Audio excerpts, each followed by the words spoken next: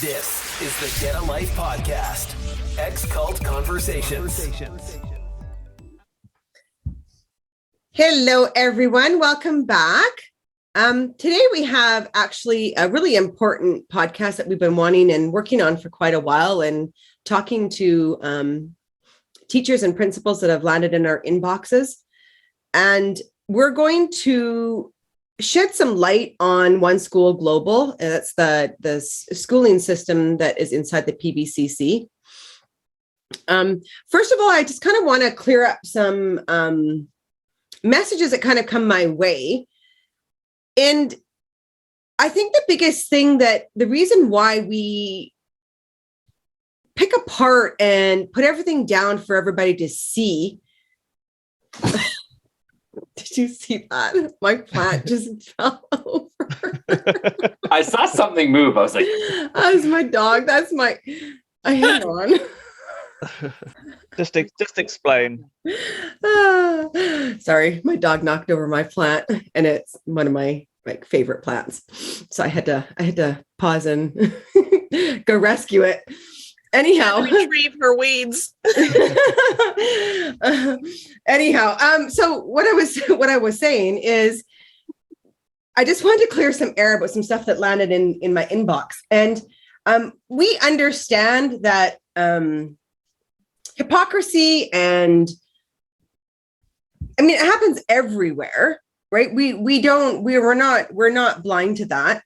The reason why we are kind of expanding, putting something on our plate and really pulling it apart and talking about it, is because the PBCC, they are very much bound to their separation rule, and they're withdrawing from evil.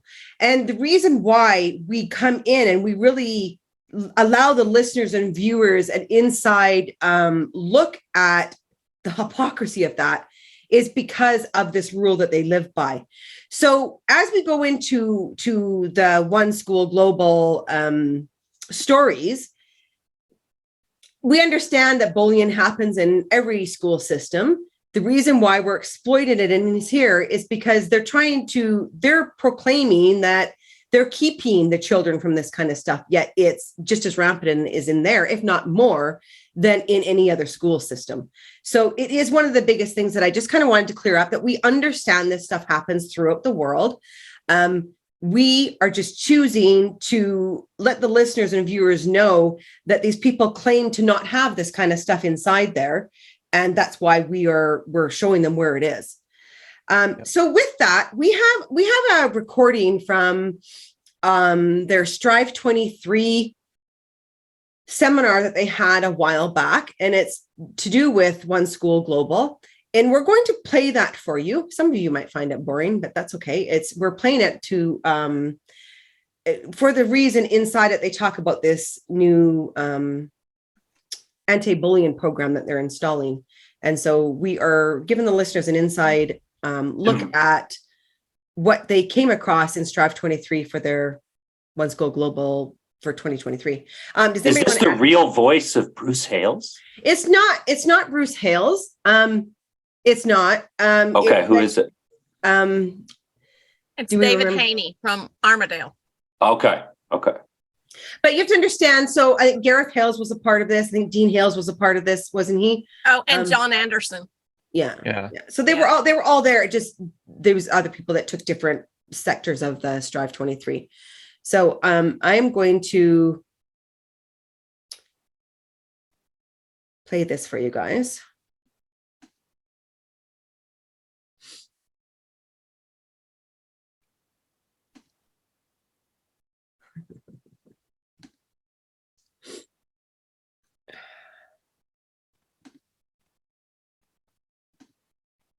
Students that have just finished, for supporting them through their schooling journey. So we're now listening to Mr. David Heaney from Armadale and Mr. Mick Wilson from Camden that are going to give us an update on OneSchool Global. Thanks, David. On behalf of the students and staff and our volunteers, everyone at OneSchool is incredibly thankful for the investment that is made in the school from enterprises, business and individuals within the ecosystem. Just add to your reference markers to contributing to the economy we had that recent reference as to what a wonderful service to run a bus. We have 693 buses globally. So morning and evening, we have 700 volunteers transferring precious cargo. Good number. Today, we want to highlight how OneSchool is working to ensure that the investment is paying dividends for our students and our community into the future, and highlight the dividends it's paying right now. Share with us the focus of 2023, Nick. Thanks, Dave. So 2023 will be striving to improve culture on campus. In 2022, our focus was all about the attraction, retention and development of staff. That's an ongoing challenge because there's an industry-wide shortage of good teachers. But when it comes to job satisfaction, whilst we're doing everything we can to improve pay and condition for teachers, we know that it's the small things that we put down to culture that can make an outsized difference. So that could just be the parent that reaches out to a teacher to thank them for going the extra mile, or the student that responds positively to some constructive criticism. But one thing we do know, Dave, is that if teachers feel highly valued, they'll be far more motivated, far more energised to put everything they can into their lessons to get everything they can out of their students. So you've been to a lot of campuses globally. Please tell us what good culture looks like on campus. Well, some points are that parents are supportive of students and teachers and the campus administrators. And also that parents are engaged with students and with the operations of the school. Student attendance is high. Academic results get stronger. A good example of culture, you have a group of students supporting one another, you get healthy competition, peer support. That's a good cohort. So there'd be room for improvement in all our campuses. Absolutely, Mick. That's what we're striving for in 2023. I will note we've seen campuses turn around from not so good culture to good culture in 6 months by applying some of these principles. Yeah, very good. And one of the programs that we'll be using to strive for better culture in 2023 is Operation Elevate. And that's all about one global school with one global standard. So that could be one standard in behaviour, one standard in facility management, one standard in punctuality. We've already kicked this off with an anti-bullying program. Could move to things as simple as like uniform consistency. Dave, tell us about how we're going to measure good culture in 2023. Well, we measure all sorts of things at OSG. And for example, we measure the number of minutes spent on Zoom lessons. This past year, it's over 1.9 million hours of time spent with 264,000 Zoom lessons. Another measure is we do 11 million kilometres in our buses each year. That's 28 trips to the moon. But there's three key areas we're measuring around culture. It's difficult to measure, but we can determine our culture is growing. Firstly, parent support and engagement. Secondly, student attendance. And thirdly, student achievement. The three measures will be able to be viewed globally, broken down into region and campus to enable us to see where there is strong performance and where we need improvement. The way we measure parent and student engagement, as you can see on the screen, is by parent logins to Streamline 3. As a parent, one way you can support OneSchool is ultimately checking your child's learning through the computer activity each week. There are three sets of numbers you can see on the screen here: parent activity each week, student device monitor SDM activity each week, and students check by SDM each week. You can see there's a variance in numbers. Some are performing very well, some need improvement. I'd like to pick on the first line, which is parent engagement, and we are aiming for 100%.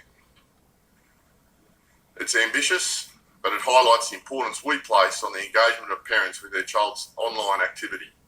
The second point we want to refer to is attendance. Student attendance rates are a strong indication of good culture. If a student wants to be at school, that's telling us that the culture is good, the campus is strong. For example, we have the student with 95% attendance. They're missing 10 days per year.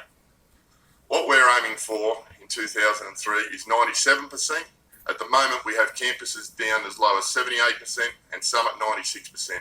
Let's do it better and get to 97%. That'll prove that the culture's good. Finally, the measurement around student achievement is our MAP testing, which we'd all be aware of. There's more than 10 million students globally undertake the MAP growth test, providing us with a very strong measure of students' individual growth, but also our student performance compared to others outside our community. Currently, our students are performing above average, 16%. They're growing year on year, which we're appreciative and thankful for. But you tell us, Mick, how we can contribute to do our bit for OSG. I think it's a good question, Dave. And really, we appreciate any small sacrifice made by anyone in OneSchool. And I think that everyone can help us raise our game and get behind Operation Elevate.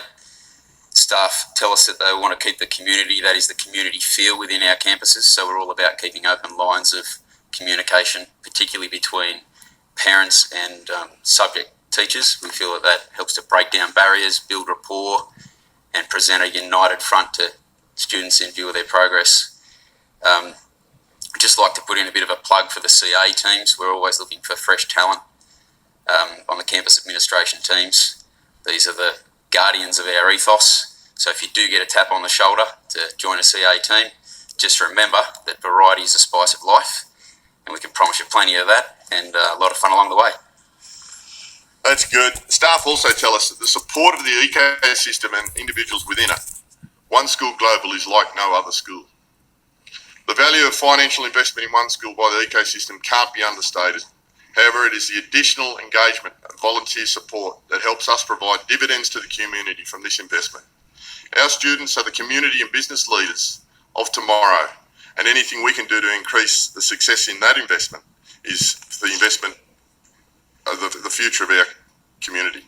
Thanks, Mark. That's from OSG. Excellent, Dave. Thank you, and thank you, Mick. Very insightful, and I'm sure. So you notice how he said, like, it will prove our culture is good, hey? As he's in there talking. Like, why do you need to prove your culture is good?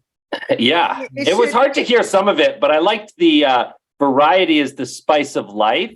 I'm like, wait a second. You guys don't even allow interracial marriages. Yeah. Well, I'll put the transcript up on a Facebook post and you can link to it so anyone can read it. But I mean, the point is what they're kind of skirting around, and when they're talking about trying to improve the culture and their Elevate program, is that what they're really saying is they've got a lousy culture and they're desperate to do something about it. And as they say, they've kicked it off with an anti-bullying program. And that's really, I think, the biggest issue. Well, they've got two very big issues. One, as they hint at, it's getting increasingly difficult for them to recruit staff because staff don't want to be associated with such a weird and oppressive regime. And secondly, they've got a massive bullying problem in there, and they always have had. That's really the two takeaways from that. I want to quickly tell the listeners, give them another picture of what we're talking about. So we are all ex-members of the Plymouth Brethren Christian Church, a cult throughout the Western world, 50,000 members. And what we're talking about specifically today is their own schooling system that they've set up for how many years now have they had it worldwide, Richard? Pretty much 20 years. Yeah. Okay, so about 20 years, they've set up their own from high school systems. It started at high school, and I believe they do elementary now. I'm not sure. Yeah. Everything. Okay. Starts at And grade 3. their whole system is under what's called the OneSchool Global. So it's the church running everything about the school, and we're going to get into more and more details of that. So that's what you just heard, just to give you a picture. Yeah, and I think that the amount of teachers and principals that have started really landing on my inbox, obviously it's all anonymous, which is I totally get. That most of them are bound by NDAs, and we just need one. We just need one to break through and be brave and land on this podcast. The rest will follow. I don't believe in NDAs the way that everybody else does, but that's okay. Anyhow, the biggest thing though is a lot of the shocking information that comes through is the intensity of the bullying. And if anybody listened to Roz Atmore's podcast, you hear her account of her son that went through that kind of bullying. It's the bullying and this hierarchy system that happens. And, I can sit here, and from all the stories that have landed on my lap, I can sit here and tell Bruce that this anti-bullying program that he wants to install back into OneSchool Global is not going to work, because these children are just replicating what they see. And when you have the hierarchy, the way that the hierarchy is, they're just replicating what they're getting fed at home. Right. And so you have these classes of people. We've got, the top classes that make the most money, those top classes that are very much intertwined with Bruce because they're able to give him lots of money. So he has them in his front pockets. And then there's these people who are at the bottom of the hierarchy. And those are the ones that are getting bullied. I had accounts of a principal talking to me about taking food to feed young ones that literally they came with just small little things of food, and she actually started bringing and giving them food. And I just think an anti-bullying program is not going to solve this problem. It's just like, how are you solving it? They need to have an anti-bullying program in the church, because that's where it comes from. They need to kick the bullies off the front row in their meeting halls. Then that'll start to affect the schools. But the whole PBCC runs on bullying, runs on coercive control, which is just a fancy word for bullying. Any schools, kind of a religion with that much gender bias, male versus female can't speak, and they're at the bottom of the totem pole. Any religion that has that much gender bias is doomed to fail. That's true. That's a good point. Yeah. And I mean, a lot of this information I've gotten too is how they hire these junior teachers, right? So these are teachers that just come right out of school. They're needing work. And so they pick these very junior green teachers that don't know how to speak up yet. And the turnaround seems to be, from what I've been told, is a 4-year turnaround. By year 4, a lot of them have found their voice. They're speaking up against things, and then boom, they're gone, right? It's one thing I think that should raise a red flag right away about these schools is how small they are. Okay, these schools are, some of them in North America and Canada are between 10 and 20 students. Now, why are you so small? That right away should raise a red flag. What are you protecting from? Well, it turns out they're protecting them, quotation marks, from books and from science and from teaching things that they don't want taught, like human rights, like LGBTQ rights, right? They don't want their students to know that. These are the things that they're hiding from their students. Yeah, they're trying to protect them from. Women's rights, exactly. Yeah. We actually have, I'll share that. Do you want me to share the list of banned books? Yeah. I swear, and I think one of the biggest things, because I went to a OneSchool school in high school, and I was forced to go. And one thing they just absolutely took out of everything was the idea of evolution. It just wasn't taught. Science was just skipped over, right? And it's just like, that should be a crime.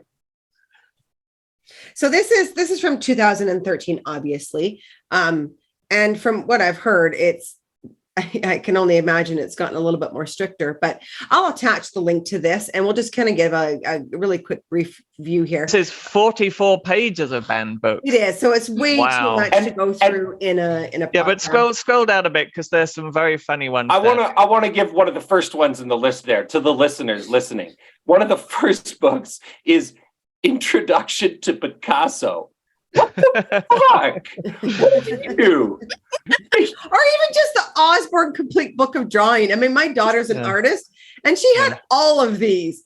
And I'm sitting there, and I was, when it first got sent to me, I was like, how artists use shape, how artists use perspective, how artists use color. You're banning these? Well, no, it's just because they've probably got some kind of nude illustration in it or something. You might actually find out what women have under their skirts. We had books to read in our fake little library at our tiny little school. Well, they don't want Go on. I remember the National Geographics even had the, topless women cut out. They cut out the pictures, right? I'm like, it's some indigenous woman in Brazil. What the hell are you doing? Like, You probably find the trustees cut them out to put on their office wall. yeah. Okay, citizenship and action. Well, they don't want you to know about that, do they? No, That's right. what they I need mean, to do to be obviously, good citizens. I can see from being raised in there why this was completely taken out, because this gives them way too much power. The Hardy Boys, though, that blew me away. Come on, the Hardy Boys.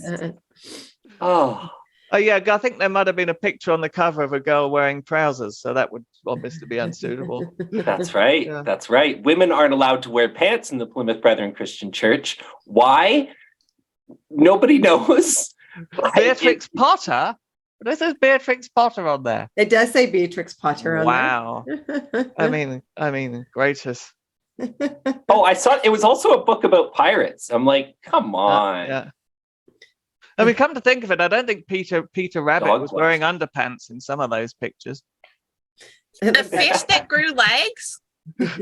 Well, that's evolution right there, right? Yeah, that's they don't want you to know that one. Giraffes can't dance. There's pages and pages and pages of this. One of the stories that we're going to talk about today is the whole King Lear, the King Lear book. And so we have an article from it was from farther back. And then I talked to a teacher here just recently who had more of a more recent altercation with the King Lear book. And,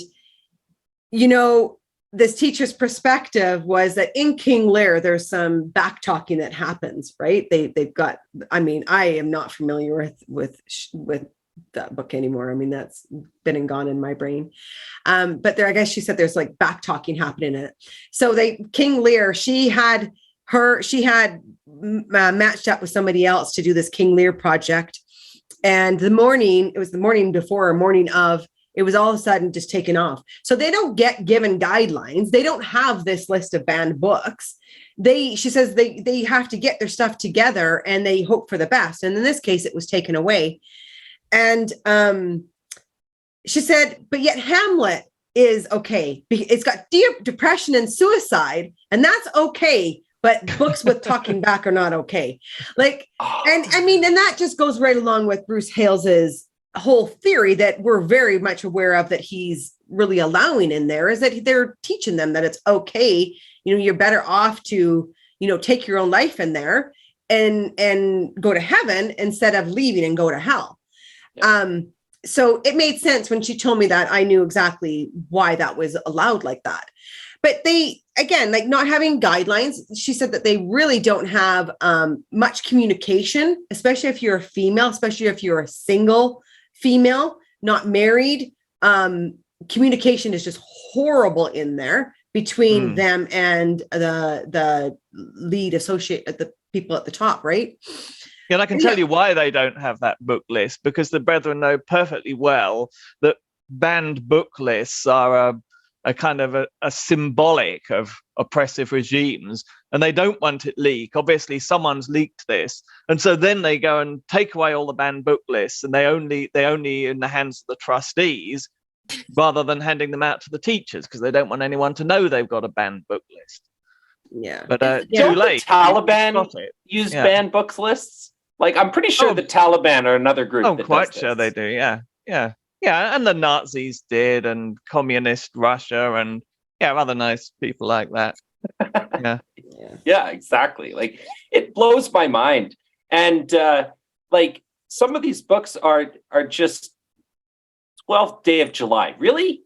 Come on. Like, they just blow my mind. And the only people that seem to be doing these kind of banning books is hardcore religious nuts that are like the Plymouth Brethren, that are terrified of sin getting into the minds of their young people. No, it's called education, and it's going to teach them to question you. Yes, because why? Because they're not going to submit to your bullshit anymore. The new generation is getting smarter. They're learning to look things up for themselves, right? 100%. And so they have to try and we have to ban internet. We have to ban books. Banning books. How low do you have to stoop? So this is an article that was written, this is from 2010. This teacher that was, the title reads, Sacked for Teaching King Lear. I'll just read a brief synopsis of this. I won't go through it all. And at the top in bold, it says, Brethren School also discourages university study. Joseph Barrett. Discourages. That's an understatement. I mean, it is much more discourages. You're just not allowed. It's banned. Yeah, it's banned. Forbid. It's completely Forbid should forbid. be You the would word in never, you would never find someone going in for a PhD in something. Yeah. So Shakespearean tragedy has become high farce after a Christian high school sacked a teacher for using a morally defiling King Lear text in class. Suzette Martin, 40. And Suzette, if you're listening to this, we'd love to have you on. I tried finding you and I couldn't find you. Suzette Martin, 40, was sacked from the private Westmount School in Kerry for teaching her, I hope I pronounced that right, for teaching her year 13 students from a modern version of the play. Fighting the dismissal at the Employment Relations Authority, she has revealed that her contract at the exclusive Brethren School barred her from encouraging children to go on to university. The 15 Westmount schools received $2.59 million in government funding to teach 1,619 enrolled schools. And so this is, I want to just reiterate this too. When you guys, when people are doing their taxes, like this is your tax money. Your tax money funds these people. Yes. How is it legal to even put that into a contract to ban someone for encouraging them to seek higher education? That is literally what the Taliban does. Like, no women are going to school. What the fuck is going on? Why are they like the Taliban? More on this later. Yep. Martin says she just wanted to do her best for her pupils, but the school argued she overstepped the line when she used the modern version of Shakespeare's play to fulfill NCAA requirements. She failed to clear it with the school committee and was dismissed. I apologized and told them I had just been too busy, but they said it wasn't a good enough reason. The school committee found that the modern text was embarrassing, corrupting, and morally defiling. Martin argued that Shakespeare's original, approved King Lear text also contained offensive words, but the committee decided she had breached the ethos of the school. The Employment Relations Authority expressed sympathy for Martin, but said it was forced to uphold the dismissal. She intends to appeal the decision. I am a results-oriented teacher, said Martin. I just wanted what was best for their students, and they needed more than just their approved test to pass their exam. And this is kind of what another thing that's landed in my conversations with teachers and principals is that they have a hard time with their PATs. Not only, a lot of it too is that they don't have the emotional involvement in their stuff because, you know, a lot of the stories that have romance or they have all this emotional attachment to, they can't be a part of it, right? But the one teacher that I talked to just the other day had said that like they do poorly on their PATs. The single mom from Wangari, I don't know how to pronounce that, said her dismissal from the school where she had worked since 2006 came as a shock. I had a clean slate. I had never had a warning or been pulled about any issue, she said. Martin, who moved from India to New Zealand 5 years ago, has been unable to find a new job since her dismissal. ERA member Rosemary Monahan said it was a very unfortunate dismissal. She said, despite not condoning the restrictions in place at the school, she accepted the school's right to impose them. But do they have a legal right to impose those kind of like stopping of education? Yeah, I don't know. I really doubt it.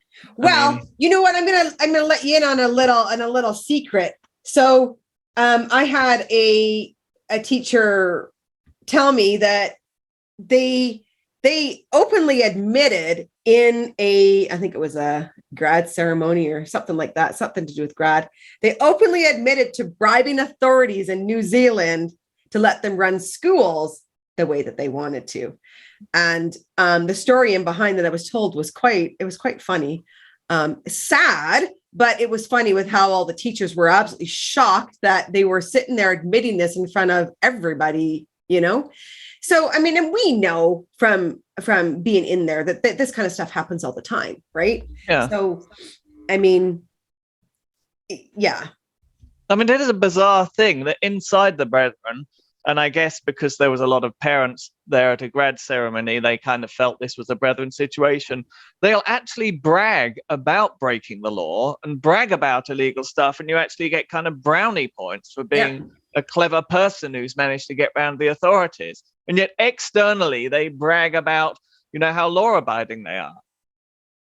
Yeah, which we know that. I mean, actually, the next line on this article is very telling. It says, Secondary Principals Association of New Zealand President Patrick Walsh said the dismissal was unfortunate, but Martin, in inverted commas, chose to take the job at that sort of school. Well, the message I would put out to any teacher considering taking a job at one of these schools is, no, you really do not want to take a job at that sort of school.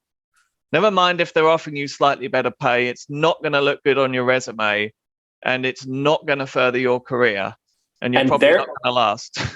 Their beliefs will seep into your life. They will try, and it will just, Don't even think about the money, even if they offer more, because it's just not worth it. They're going to want you to censor what you say, how you dress, and every book that you want to show to those children is going to have to go through these insane censors, and they're probably not going to allow it. It's not worth it. And from what I've heard is that one school is not a good thing to have on your resume. It's actually, people look at it as that you actually had to compromise your own morals to work at these schools. Yeah. And one teacher who after was let go, thought, okay, well, I have all of this, experience. And she was, had a lot of experience within OneSchool Global and went to apply, and she didn't even get an interview. And then found out later that, you don't want OneSchool Global on your resume. It's not looked at as a good thing because everybody out here knows you compromised your morals in order to work there. Yeah. Wow. Yeah. Do you want me to go on with this? Anyhow, I'll attach the link. To this.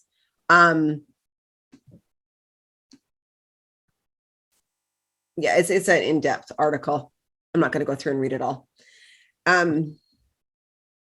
What's the next thing on the list? What do we got here? I'm just.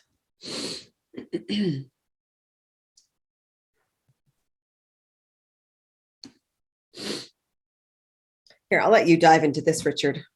Yeah, well, this was in the UK, and this was just this time that the Brethren lost the charitable status. So there was this was very high profile. Police and government to investigate claim of child abuse at Brethren School. And it says a charitable school run by the Plymouth Brethren Christian Church is under investigation by the local council, the Department of Education, and the police after allegations of cruelty to children were made. And there's probably the next article is a little more in depth. So probe into strict Christian sect school that shut up girl pupil for 37 days for making a Facebook page. And it says school investigator over allegations. Sorry. Okay. So school investigated over allegations of child cruelty and failure to teach the national curriculum. Alleged abuse includes the confinement of 6 pupils who set up a Facebook page. Under the rules, liaisons between pupils and rugby are also banned. So a fundamentalist Christian church at the centre of a multi-million-pound dispute over charitable status is being investigated about claims of child cruelty. The Exclusive Brethren, which has 16,000 UK followers, has gained the support of more than 50 MPs in its bid to retain its charitable status and its the entitlement to tax relief on donations. But this newspaper has uncovered allegations of a shocking regime inside Exclusive Brethren schools, including pupils being confined at home for using the internet, elders tearing pages from textbooks to remove material about gay rights or sexually transmitted diseases, and teenage boys and girls being banned from talking to each other. Yesterday, a local education authority confirmed it was investigating allegations of child cruelty and failures to teach the national curriculum at an Exclusive Brethren school in Wiltshire, Wilton Park School near Salisbury opened in September 2011 as an independent day school for boys and girls from aged 11 to 18. The probe by Wiltshire County Council, local police officers, and the Department of Education's due diligence team was triggered by a teacher at Wilton Park handing over a dossier describing the alleged abusers. These claims include that punishments imposed upon 6 pupils for setting up a Facebook page. Elders from the church are said to have responded so harshly because of the exclusive brethren's teachings on modern technology. Laptops are considered instruments of evil, and internet access is tightly controlled to protect followers from defiling material. Pupils are also banned from emailing each other because, according to a school memo, such communications promote social friendships and are beneath the special friendships, thank you, and are beneath the dignity of our calling. Dignity of their calling, my ass. The dossier states that on the elders' instruction, 6 pupils were withdrawn, confined to their homes, and forbidden to have any communication with anyone outside their close families. Inside the exclusive brethren community, these punishments are called shutting up. The teacher, who is not a member of the exclusive brethren, wrote, "As an employee, I have known of families that have been shut up for different lengths of time. I've never witnessed pupils being shut up before." The pupils were shut up between the months of May and July 2012. The only girl was shut up for the longest number of days and was recorded to have had 37 days off out of a possible 70 school days between May the 4th and July the 22nd, when the school term ended. All of her absences are recorded as authorized absences. She was not allowed to have any communication with anyone apart from her immediate family members, i.e. those whom she shared a house with. She suffered both mentally and physically from this controlled withdrawal from her friends. She lost weight and was emotionally distressed. When it was decided that she would be allowed back to school, it was controlled by the EB, the exclusive brethren elders. She was dropped off and escorted into a classroom. She remained there with work to do all day. She was not allowed to have contact with anyone apart from 1 or 2 teachers. They were not allowed to have any form of conversation with her unless it was study related. At the end of the day, she was picked up by a parent and taken home. She remained in her home until the following school day. A brethren spokesman said, "Shutting up is not intended as a punishment, but is meant to encourage people to consider the consequences of their actions. Where young persons are involved in this decision, the decision is taken ultimately by their parents, though the advice of elders may be sought." Wow, what a lie. So untrue. It's not such the advice liars. of elders may be sought. Yeah. So if the policeman kind of smashes into your house and arrests you, puts you in handcuffs and drags you up and put it in a police cell, you would describe that as, "I was just seeking advice from the police." Yeah. I mean, what a lie. The 6 pupils, the trustees, all brethren, decide what is best for the school based on their religious and moral beliefs. They wouldn't know a moral if it bit them on the arse. The 6 pupils were in Wilton Park 6th form.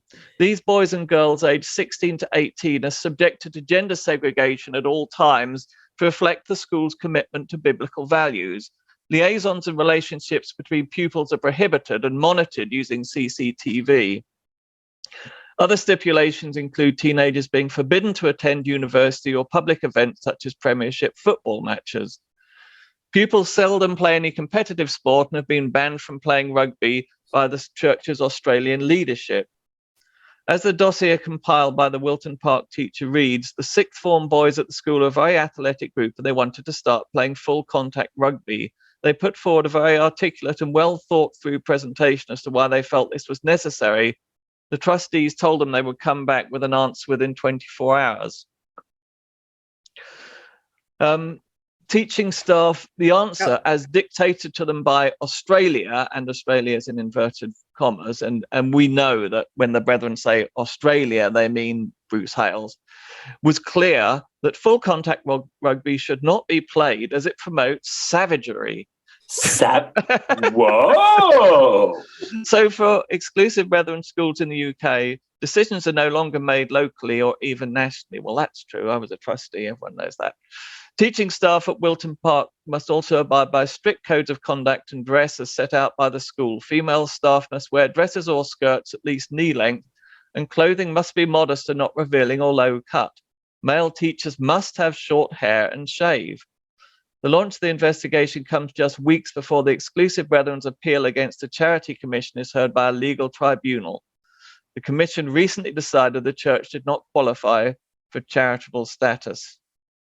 Yeah, I think that's probably the juice of it. Yeah. Yeah. And I mean, it is, and they should have never gotten their charity status back. Everything that they, I mean, if you sit there and listen to Jackie Hart's podcast that we did, and she also did one with James D. Fiore a while ago, right? They came out with this whole thing about, what they had to agree to, and to the outside world, it looks like they're adhering to this, but they're not. They're not adhering to it whatsoever.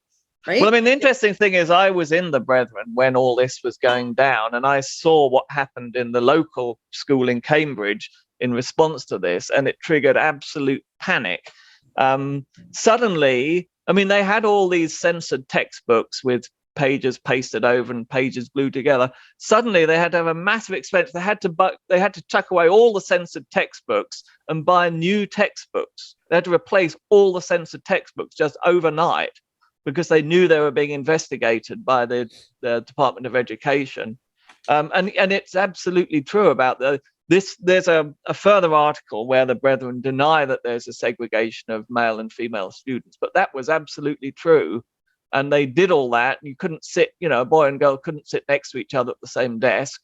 Their break times were segregated. So first they would have the school break for the boys, and then they'd have the school break for the girls. They can't play PE. PE is completely segregated. And then they kind of backed off on that again because they thought they were going to be investigated. So this caused a real panic right through the UK. And they had to spend a whole lot of money just trying to paper over the cracks. Well, and one of the things that jumps right out there is the girl was treated different than the boy. Yeah. So cool. there in the article, you can see the gender bias. The girl had to stay home for, 37 days. The girl got shut up and the boy still went to school. You tell me there's not gender bias? That is full-blown gender bias, as loud and as clear as you can say. Mm-hmm. And that's how it starts. That's how the girls are treated in school. And it just gets louder and prouder as their age goes on. Yeah. It's evil. It is. Like, I went to the school in Montreal, and I remember some teachers getting pulled out during class and then coming back and being like, okay, we're not continuing with that lesson.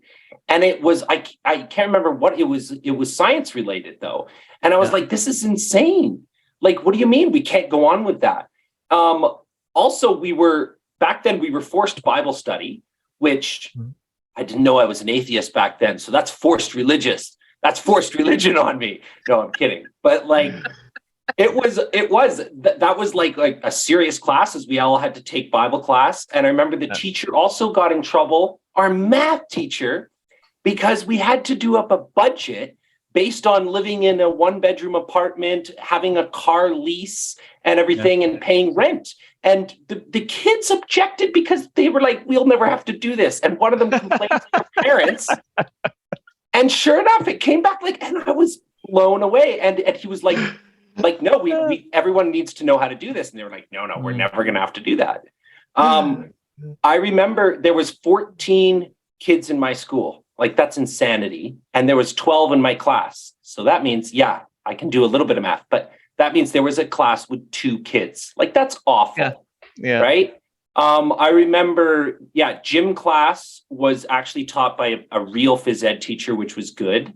But we were so limited in what the girls could wear during sports and phys ed. They weren't allowed to wear pants, so they had to wear like leggings, like under skirts and stuff. It was just a huge pain in the neck every time we wanted to do sports. Yeah. Okay, let's just go through some of our articles that we have pulled up here. I mean, just one comment on that Wilton Park school. You see the cruel way this girl was treated, the way she was escorted on and off the premises, isolated in her own classroom and so on. That's bullying. So no wonder you get students bullying each other when the whole ethos of the school is based on bullying. That's how brethren control each other. And it seems like they pretend to justify it by saying, oh, the elders and the family gets involved. Just because the family and the elders agree to bully someone doesn't make it right. You're ostracizing a child. You're what's the word I'm looking for? Separating a child from their social life. That's evil. That's total bullying. That's the cruelest thing you could do. Yeah. And how can you come up with an anti-bullying program when everything about your hierarchy, everything about your structure represents bullying? You're against women. You're separating children. You're separating girls from boys. They can't speak to each other. Everything about the way you're structured is a bunch of bullies. And you're going to come up with an anti-bullying program. What you are is so loud, nobody's going to hear what you're saying. Yeah. Yep. And I mean, Bruce is the biggest bully of them all. And I mean, right? Like what he does with the power he has is a complete narcissistic bully that just gaslights everything. You know, I wanted to bring up something really quick here while I'm thinking about it. Is one of the conversations that I had was about how every Thursday morning these boys would show up to grade 12 hungover, sunglasses on, and would brag about how drunk they got. And these are underage kids, right? I think like this is what I'm just talking about is like there's such mixed messages inside their structure of what they're inside their ecosystem has a lot of flaws, right? I mean, they're talking about how to prove how their culture is good. Well, you know what? For number one, the alcohol you should be turning that whole system into a dry out center. Everybody should be drying out. I mean, some of the stories you hear of people who won't go to other people's houses just because there's not alcohol there. I mean, people are trying to not have alcohol in there, and yet it's just put on you that the more you drink is the closer you are to God. They're in hell. They're in hell in their own minds, and the only way to tame it down is alcohol. Well, if you drink enough, you'll probably meet God fairly soon. I suppose that's true. And you know, I had somebody from inside who had messaged me recently who this insider had said like that's how they numb their pain is through the alcohol. That's how you survive in there is the alcohol. I mean, 100%. If you were to take the alcohol away, it would crumble. The whole thing would crumble. Right? It is alcohol is what keeps that going because you know it's an escapism for them. And you won't very often hear me quote my grandpa Symington because I didn't agree with a whole lot of what he said. But one thing he did say, he said, what you are is so loud, I can't hear what you're saying. I like that. I like that one. Amen. That's all I say. I'm going to go back. Well, I just want to go to some of the reviews here while we're kind of on this, their culture that they're trying to prove good. These are some reviews that Carmen found. This is good. Do you want to talk about this, Carmen? Ever moving goalposts, no room for progression, inconsistent staff treatment, no job security for members of staff at all levels. They will disappear overnight without an explanation. Amazing. That's just like the students. They will disappear overnight into a 37-day at-home shut-up period. Yeah. Constantly changing the way they teach.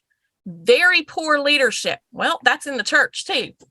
They think they are innovative, but far from it. There's poor job security, good with technology and good kids, but that's where it ends.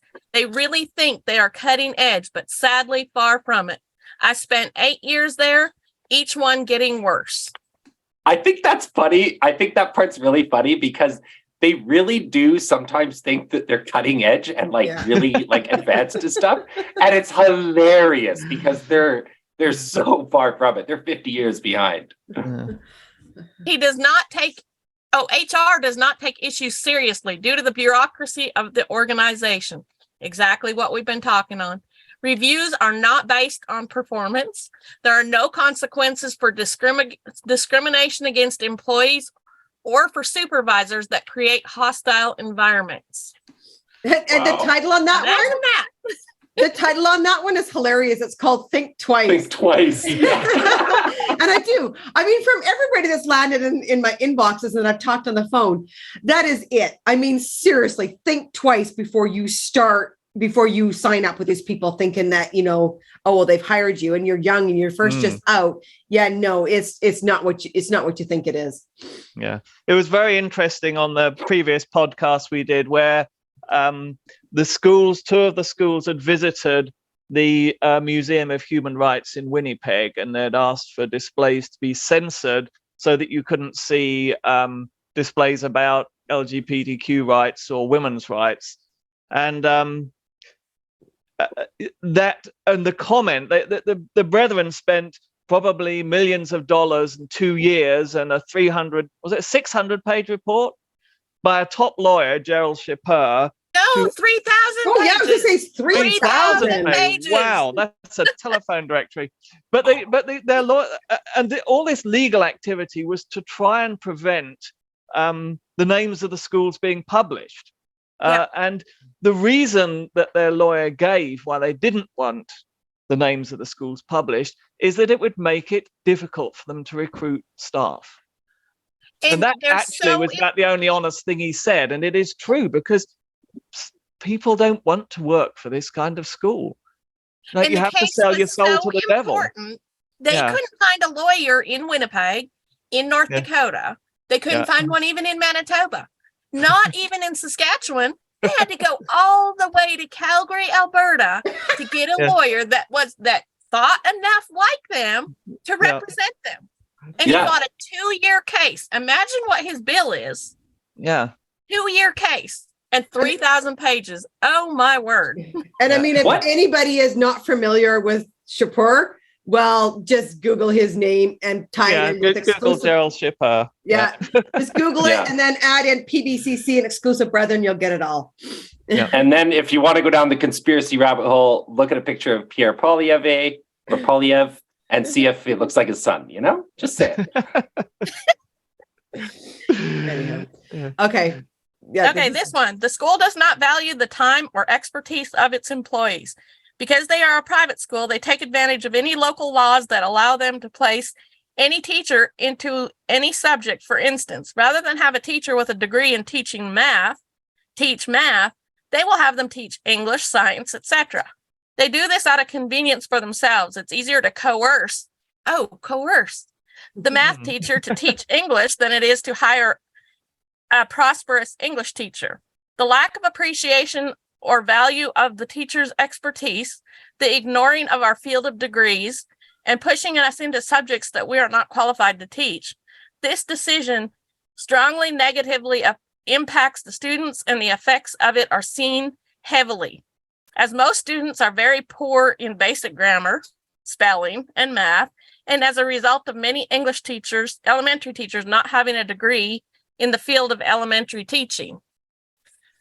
Prior to 2008, I can witness to that, because I was a trustee of the Regina School, and they had 2 teachers, and the teachers just had to teach all the subjects, including the subjects that they had no qualification in at all.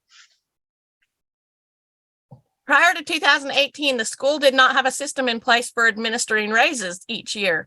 I can only speak to how teachers were given raises, but previously teachers could petition for a raise each year based on merit, and sometimes earned a raise of 10 to 15K at once.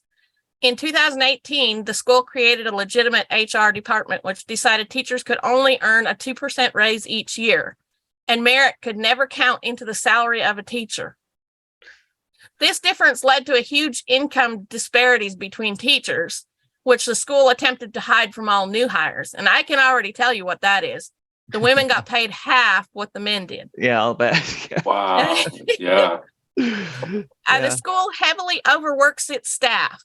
It overworks its people at home too. So every employee was assigned multiple roles within the school. For instance, a campus principal might be the campus secretary and the campus art teacher and the campus business teacher.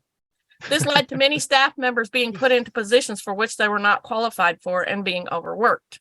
The special education program is unfortunate and does not properly serve students with qualified support. This is my favorite line in this review. Overall, the school runs more like a business than a school. Overall, I could change that with only changing one word. Overall, the church runs more like a business than a school. So they're consistent that way. Yeah. They place a higher emphasis on their money efficiently, on using their money efficiently in terms of staffing than they do on choosing high quality professionals for any given position. The organization has excellent values, but their system of overworking and undervaluing staff is not sustainable and leads to very high turnover rates within the school. Advice to management: value your staff more highly. Spend less money on fancy new rebranding and new furniture and having nice paint on the walls. Instead, spend more money on each campus, the level of staff they need to function at a sustainable and healthy rate. Now, a very interesting comment there is that we understand that OneSchool Global schools are coerced into purchasing very expensive educational furniture from businesses owned by the Hales family at exorbitantly overpriced rates. And they're just told you need, 300 new special ed desks or something. And so this is a very simple money laundering tactic whereby money that grassroots brethren donate to the school for the education is actually laundered through the sale of overpriced furniture directly into the pockets of Gareth Hales and Bruce Hales and their friends. That makes a lot more sense now. Mm-hmm. Yep. And so do you think that'll continue now they sold that business? Oh no, they've still got a finger in it. Yeah, they've still got a finger in it. Yeah. No, the next scam, and this is the Prophet speaking, Prophet Muhammad, not the other one. The next massive money laundering scam that the brethren are that the Hales family are about to perpetrate on OneSchool and the brethren is that they're just about to demand that all the schools get brand new and extremely expensive computer and software systems for all the students and the teachers and everything else. And if you follow the money back, you will find that those computers will be supplied by a company in which the Hales family have a very deep financial interest. Watch this space. Wow. I want to add to this too. Some of the conversations that I've had have also led to, so these young green teachers, like literally schools being run by just 24-year-olds, right? Yeah. And them not having their full teaching before they're fully certified. And what was supposed to happen is on the other end of these Zoom calls and everything that they collaborate with, there would be a certified teacher there that's overseeing it, but never happened. Yeah.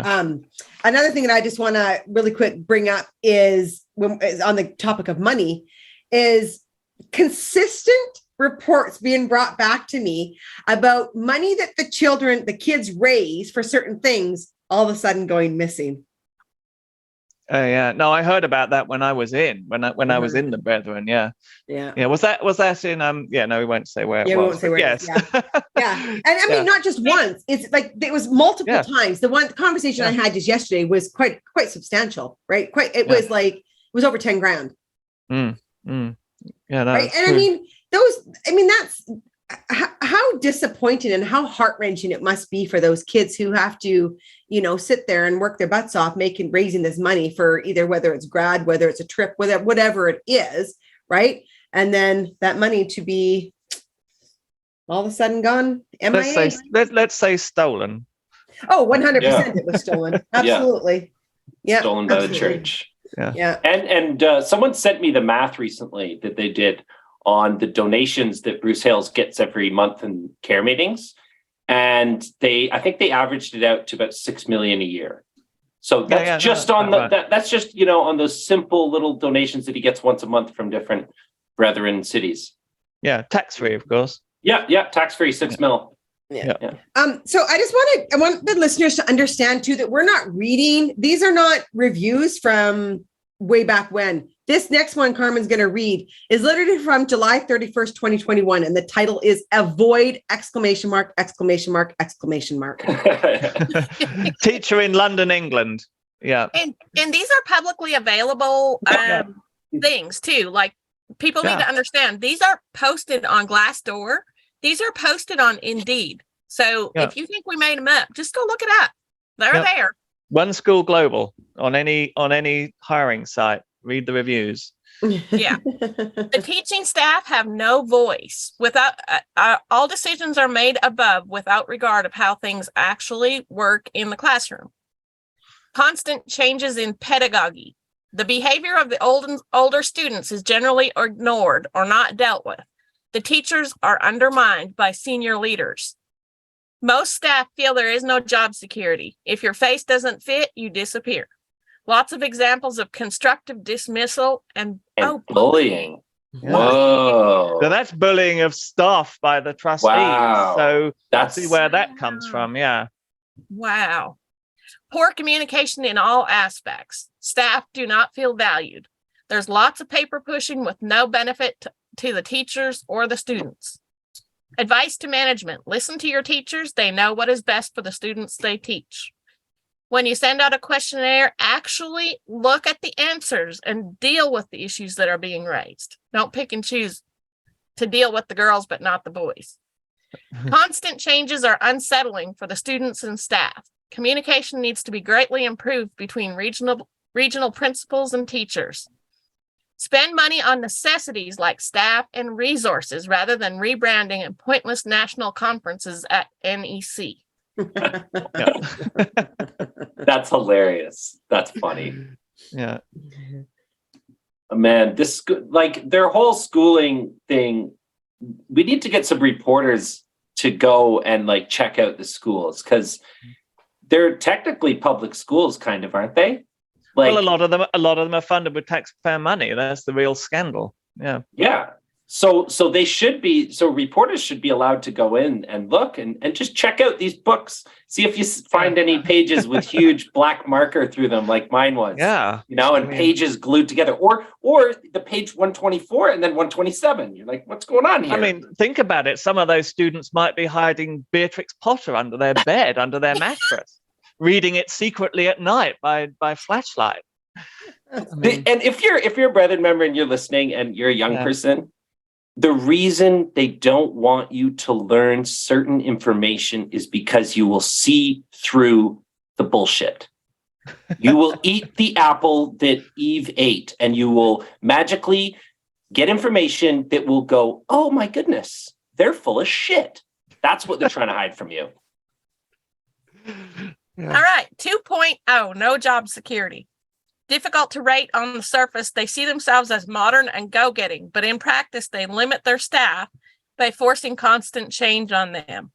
There are good ideas, such as the push to self-directed study, but as the schools are run by a closed religious community, teachers are limited in what they can teach, and the students aren't allowed to go to university, making it feel like your job is redundant. No job security as people disappear overnight with no explanation. Why does that keep coming up? People disappear overnight. I mean, it kind of sounds like sort of Eastern Germany in the communist era where, people would just disappear overnight, Or Tony Soprano, he'd be like, hey, he don't work here no more, okay? And paid off. Like I don't have that note in front of me, but literally there was, someone was paid out to not come back.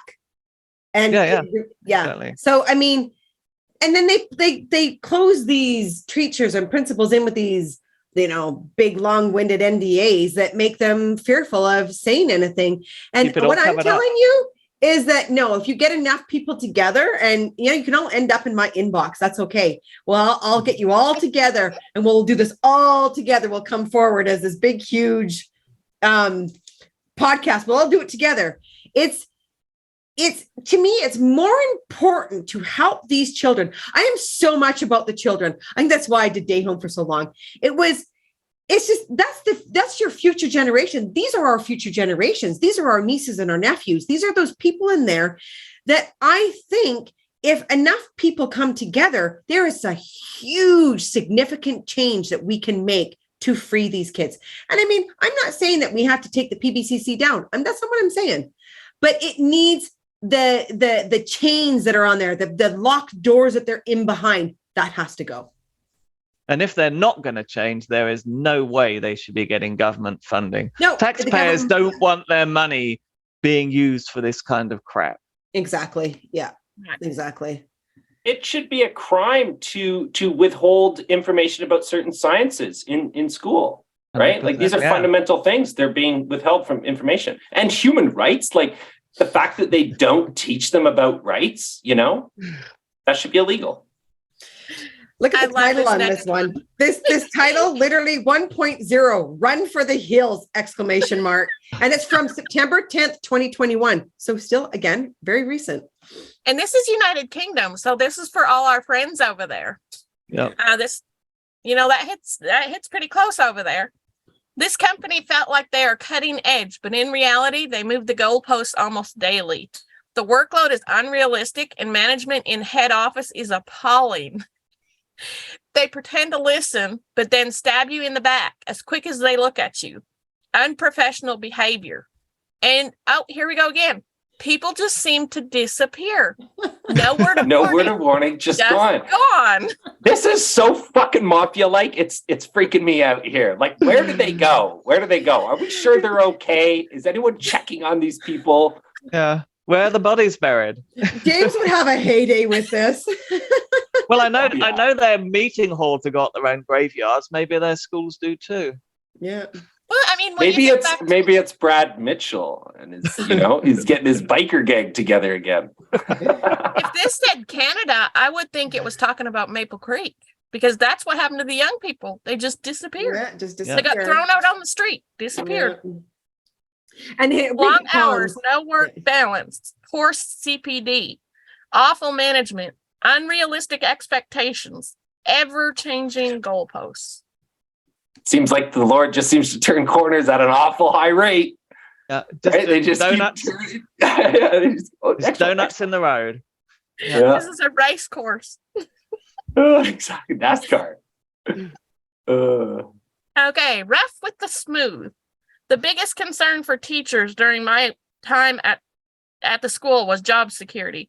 It was commonplace for friends and colleagues, here we go again, to disappear overnight. And the non-disclosure agreements to not be able to speak about it. Not exactly a paragon for transparency or integrity. Holy in a cow. Christian school, on one occasion, a head teacher, highly not liked by those who worked with them. Was that highly liked? I don't know. Highly liked, I think I don't know. Yeah. It's cut off. By those who worked with them, called a staff meeting on a Friday with a member of the community so that the staff were able to air their concerns. The head teacher did not return after the weekend. Oh, no. Behavior of the students can be challenging here like elsewhere, too, as students have historically been able, but unilateral decisions on staff firing. And so teaching staff became aware of the hierarchy, unlike any other within the sector. Students tend to be amenable one-on-one, but in groups could be divisive and uncooperative. So treading the discipline tightrope often left teachers teetering on the brink and disappearing. Socially speak. Yeah, it's cut off. People might have to actually look this one up. Part of the sentences are cut off. I mean, you kind of get the gist of it, right? Yeah. Yep. Yeah. Improve communication and relations between national leadership and local teams. An approach which works in Australia might necessarily be suited for Canada or UK in this case. The sad thing too is that Brethren members don't actually have a choice about sending their children to this school, right? If you chose to not send your children to this school, the entire church would turn against you. You'd be ostracized. You'd be picked on, bullied. Yeah. So you have to send your kids in the Brethren to this school. And we want to let these people know that you're not getting your money's worth. No, but this school is specifically made to make them into the men into business women and women into housewives, right? Like it's not created. You're not created. This school is not meant to build you into something that's going to go out and conquer something, right? The men are literally created into being these businessmen, and women are, to cook, clean, and have babies and be submissive. Yeah. Yeah. All right. Disorganized. The pros were it's a small staff at each campus usually meant that they were tightly knit. The cons were I had 3 bosses, a campus boss local, an academic boss Northland, and an administrative boss in Auckland. And they never communicated with each other and the teachers' messages all the time. And then the other one is high turnover. Yeah, they seem to have an insane amount of turnover. Yeah. Caring but dismissive. The cons are progression is next to none. No structured role. They're spread thin. They're very slow at noticing capacity issues and resolving them. They're penny pinchers. Advice to management, expand IT more than current. The budget doesn't match reality when it comes to the IT staff. That's because they spend tons of money not on IT so that these young people can learn to code and learn to be developers in the cyberspace. No. They spend all this money on Streamline 3 and running firewalls that block your access to real information, right? They want to treat you, if you really look at it, like what these programs that they're using, Brethren members, to put on your computers are parental controls that in the real world, people use for children. Okay? And they're using them on you guys. So just think about that. Absolutely. Other thing that comes out of this is they obviously spend a lot of money on rebranding. And I think we could understand that. That is, OneSchool Global has got this awesome and very impressive website. And the whole reason they're doing all this rebranding is just like the RRT, they're trying to make a facade that hides the reality. And they've got 2 reasons for that. One, they want to retain their government funding. And secondly, they're desperately trying to recruit teachers, and teachers just don't want to work there. So as with the cult itself, as with the religion, there's a whack of money going into PR to put up a false facade that hides the rather ugly reality of what OneSchool is all about. And I think that's why it's so important if we can find some brave ex-teachers and ex-principals to come forward. And I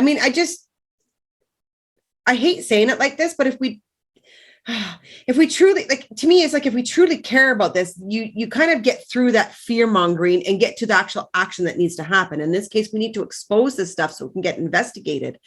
I know you're bound by NDAs. I know that everybody's fearful of stepping out and being the first one. Speaking from experience, it's hard. It is hard, but I can guarantee you that if just one person comes forward, everybody else will. Because this does need to be investigated. Their schools need to be investigated. And even if you feel you've got to remain anonymous, that's fine. We can still publish what needs to be published. If you're not, exactly. And if you want us to keep your identity confidential, absolutely we will. We have to do this stuff all the time. Yeah. We're experts at keeping things confidential. I wouldn't be alive otherwise. Yeah. Okay, so we were gonna touch on this subject about being held back from university. When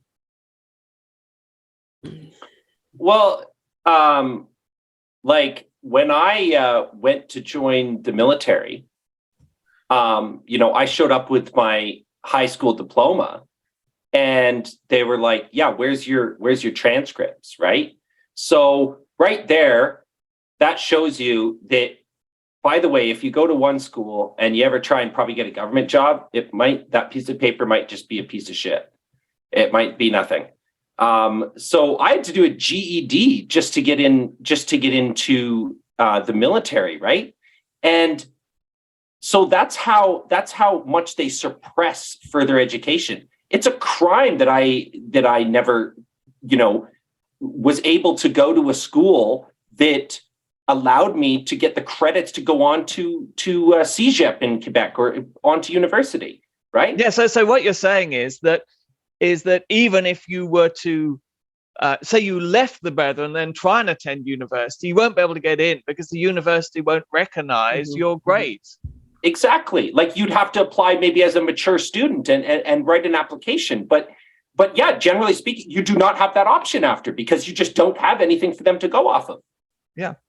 But apart from which, the only way you could go to university is if you were to leave your brethren, your family, everyone you ever knew first, because if you tried to do it while you're in there, they would kick you out. Yeah. So I mean, this headline, this really hit me when it came up in the newspapers on the news sites a few weeks ago.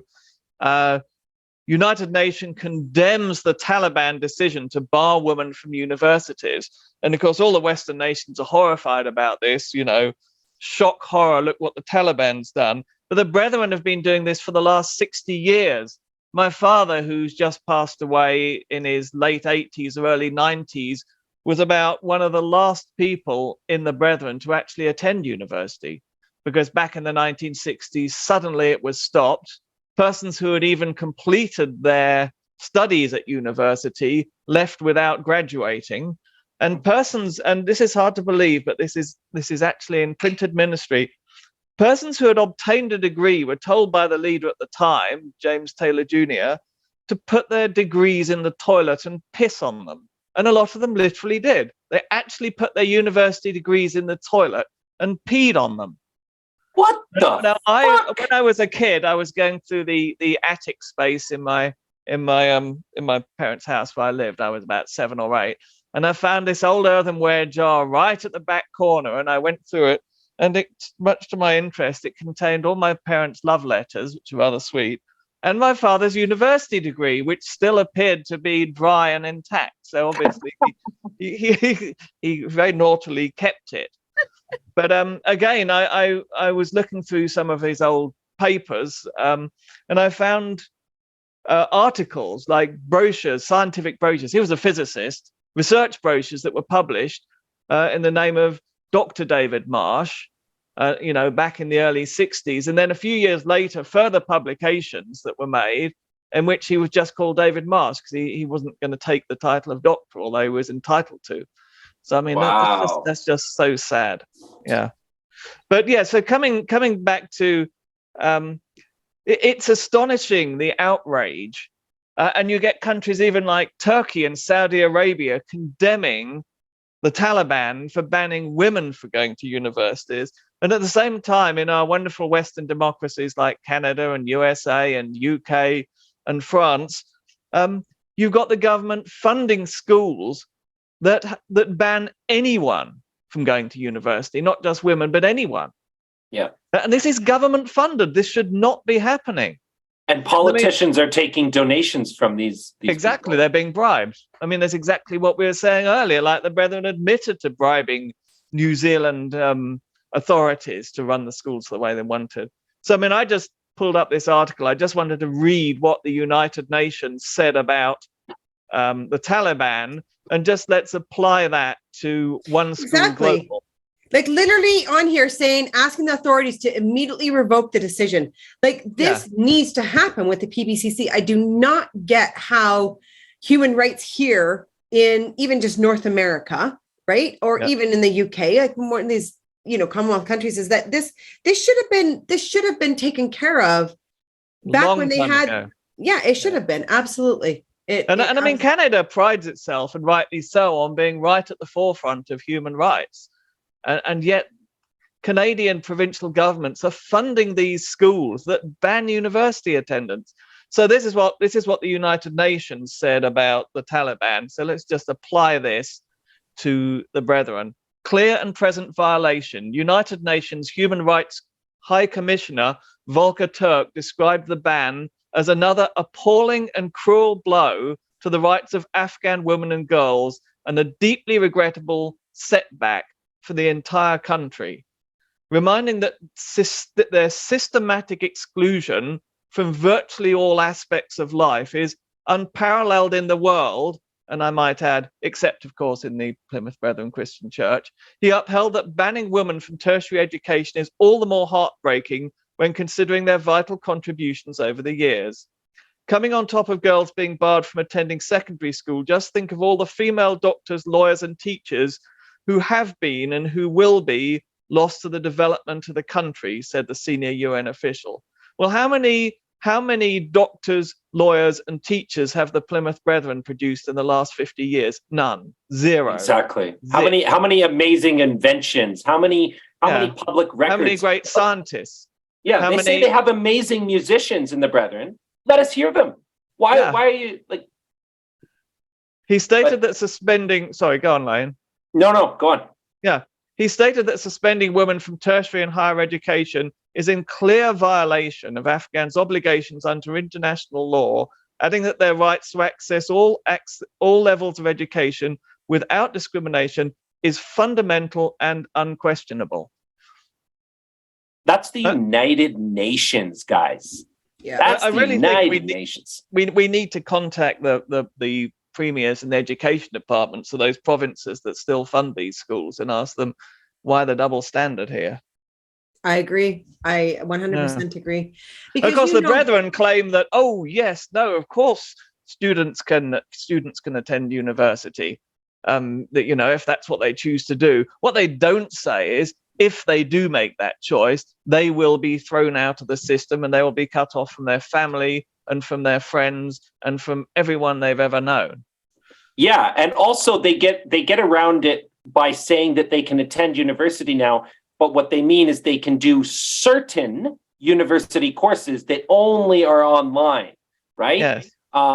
But they can't take any like science course online or degree in anything. It has to be certain things like business, I think, is allowed, and other things like that. Yeah, and they can't go to a graduation ceremony. They can't go and have their gown and their cap. That's completely forbidden.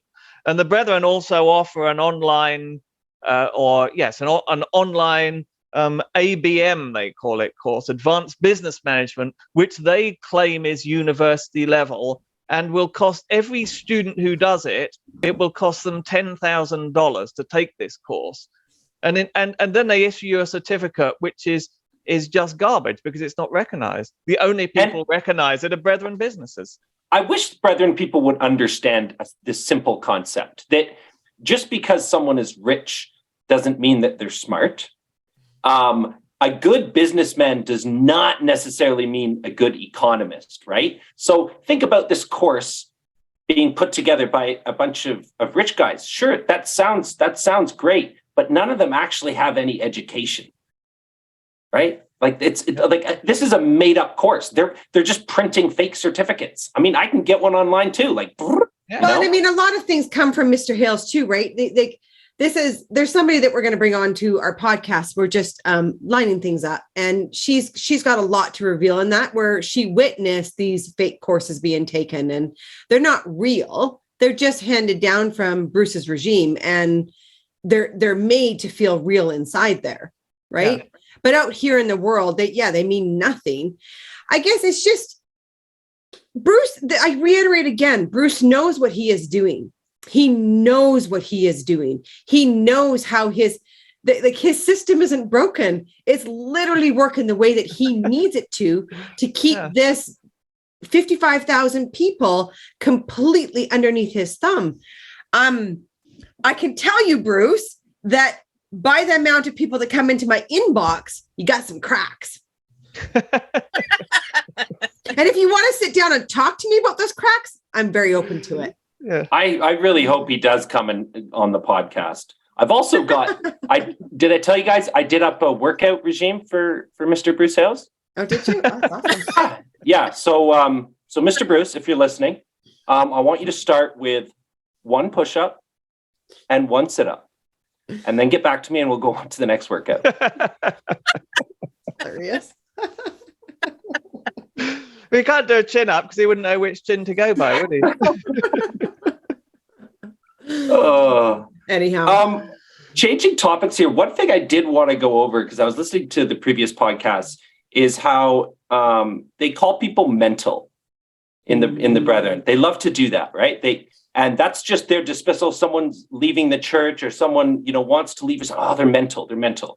So to the brethren members listening, because I was called that a lot when I was in there too. My brother and my parents loved to call me mental, and turns out not, just crazy. But the real term, there's no actual medical term for mental. So the real term that they're trying to say, I think, is psychosis. And what it means, it's kind of ironic, because what it means is losing contact with reality. So let's give an example. Maybe if somebody refused to stop believing in Santa Claus, that would be losing contact with reality. Or believing in an eternal torture chamber. There you go. If you think I'm going to be going to an eternal torture chamber, I'll let you know, you might be psychotic. Yeah, that's a very potent point, Lane. Thank you for that. It is good. I mean, and I think, and when you listen to Roz's podcast was just incredible. She's gone through so much. What a sweetheart. And I think if you are being labeled with these words, maybe take that word mental and take what they're telling you and maybe realize that you're shaking off the chains of Bruce, and that there is a very uncomfortable stage of shaking off those chains, because you're literally walking away from something that you've been indoctrinated to believe since you were born. And it's not an easy thing to do. It isn't, especially for moms, especially if you had a lot of trauma growing up there. It is this transition that you have to take, and it is going to look messy, but maybe just reframe it in your mind that it is your brain literally losing reality of the chains that you had to be indoctrinated to believe that are false. It's not true. What Bruce Hales teaches is not truth. And the mental trauma you experience is the process of unpicking all those lies and coming to terms with reality. Yeah. And I mean, and we're going to bring Jill Mitten back on and go through I've been meaning to reach out to her again because I've had emails coming in about different therapies that have worked for different people, because there is, I mean, therapy is for myself has been a game changer. It has been life-saving. I get many people messaging me, like asking what therapy that I did. And for me, it's even from inside. I literally even had people from inside asking what therapy I've done. And so that is going to be another podcast where we'll dive in and go through some of the different therapies that have worked for people who have left. The freedom is worth the chaos. That's all you have to know. If you need to write that somewhere, write that somewhere. The freedom is worth the chaos. Much, much, much. Like you can't even put into words the exhilarating feeling of waking up in the morning knowing that you have nobody to prove anything to but yourself. So just remember, the freedom is well worth the chaos that you have to go through. Yes, it hurts to leave the family. I mean, I've had conversations just this week with some people that are really struggling with losing family. It is hard. But if we take what we hurt from and use it as energy, use it as power to motivate you to make the changes we need. That's what you have to learn how to do. That yes, we grieve. Yes, we get angry. Yes, we have all these emotions that come up and these uncomfortable feelings that we have. Let them come up and use it as a form of fuel to be like, what can I do to make changes? Because that to me is what is going to free the people that we've left inside, is by using your voice, using your power to utilize this change that has to happen. Yep. Well said. Before we go, I wanted to do a quick thing. I wanted to give some book recommendations. So I have 2 books I want to recommend to people that are readers. One is On Having No Head by Douglas Harding. And he was actually an ex-member of the Plymouth Brethren. And he had this epiphany when he was walking through the mountains of India after leaving the Brethren. And it's a really interesting book. The second book is called Waking Up by Sam Harris. If you have Audible, I recommend you listen to it on that, because Sam narrates his own book and he has this great speaking voice. I just found those books very helpful. And in Waking Up, he actually references Douglas Harding's book. So it's kind of cool. Interesting. Wow. Okay, we'll add links to those. I'm in the middle of diving into John Spinks's book, and Good. I'm excited I want to reach out to him and see if he'll come on here. Yeah, it's an incredible. What's the title? What's the title of it? Let's get Cult it out. Escape. Okay. Cult Escape. Yeah, and he actually has it. He goes through on YouTube and does like some chapter by chapter and reads parts of it. It's very interesting. But very, very unique individual. Very captivating. Yeah. Cool. So that's it for our first stab at OneSchool Global. We'll be back with more. This will be an ongoing conversation. I'm hoping it inspires ex-teachers and ex-principals to kind of come forward. If you have to do it anonymous, that's fine. info.getalife@proton.me is where you'll reach all of us. And we would love to have conversations with you. And it can be behind the scenes and we just bring the information forward if that's how we have to start. Eventually, though, I really, really hope we find somebody who is ready and willing to come on and talk. That's what. And not just teachers. We take students too. Like absolutely. You got crazy stories. Absolutely. Even if you're inside, I mean, I get lots of emails from people inside. If you're a student inside, feel free to email me. Give me some of your crazy stories. Yeah. We'll put them on here. And we have a job for our listeners too, don't we? For all of our listeners. Yes, please. It's super, super important that you guys subscribe to our YouTube channel. Subscribe it. Make sure you like it and comment underneath. And we also, some people are having a hard time finding the descriptions. We add a description every single time to every YouTube podcast. The description is just below the podcast. But just make sure you hit the subscribe, like, and then comment. It just helps this get to the masses easier. Yep. So thank you very, very much, everyone, for joining us today. And we will be back for more next PBCC conversations. Much love to you all. Thank you. To share your story or be a guest on the show, email info.getalife@proton.me.